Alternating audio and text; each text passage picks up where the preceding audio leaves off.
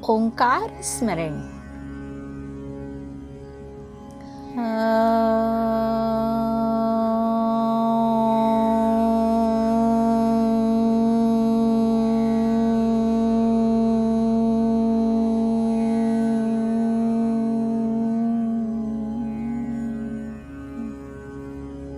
दोस्तों, एक बहुत ही बढ़िया सी कहानी। शीर्षक है विषयों में दुर्गंध। कोई भक्त राजा एक महात्मा की कुटिया पर रोजाना जाया करता था। उसने एक दिन महात्मा को अपने महलों में पधारने को कहा, पर महात्मा ने यह कहकर टाल दिया कि मुझे तुम्हारे महलों में बड़ी दुर्गंध आती है, इसलिए मैं वहां नहीं चलता। राजा को बड़ा आश्चर्य हुआ। उसने मन ही मन सोचा कि महल में तो इत्र फुलेल छिड़का रहता है, वहां दुर्गंध का क्या काम।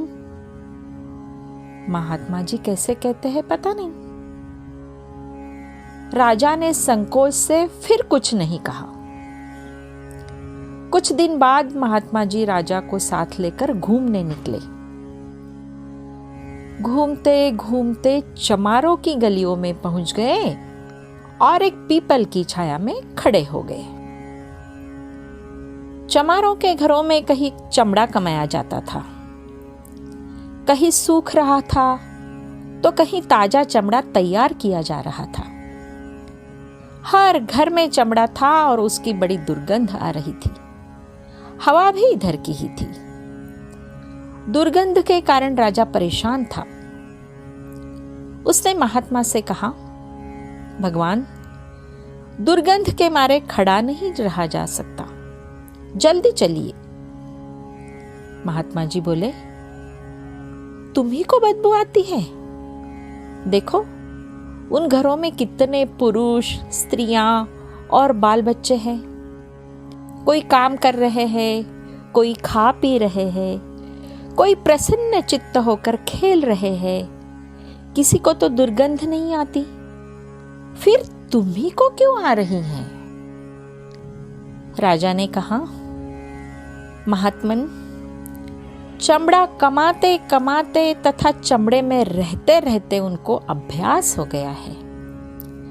इनकी नाक ऐसी हो गई है कि इन्हें चमड़े की दुर्गंध नहीं आती। पर मैं तो इसका अभ्यासी नहीं हूं। जल्दी चलिए, अब तो एक क्षण भी यहां नहीं ठहरा जाता।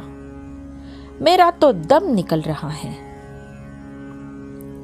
महात्मा ने हंसकर कहा, भाई, यही हाल तुम्हारे राजमहल का भी है। विषय भोगों में रहते हुए तुम्हें उनमें दुर्गंध नहीं आती। तुम्हारा अभ्यास हो गया है। पर मुझे तो विषय देखते ही उल्टी सी आती है। इसी से मैं तुम्हारे महलों में नहीं जाता हूं। वास्तव में ये सांसारिक विषय बहुत ही घिनौने हैं। इनमें से बहुत ही दुर्गंध निकलती है। राजा सारा रहस्य समझ गया। महात्मा हंसकर राजा को साथ लिए वहां से चल दिए। आगे चलकर वही राजा सर्वदा के लिए विषयों की दुर्गंध से दूर हो बहुत बड़े महात्मा बने। धन्यवाद दोस्तों।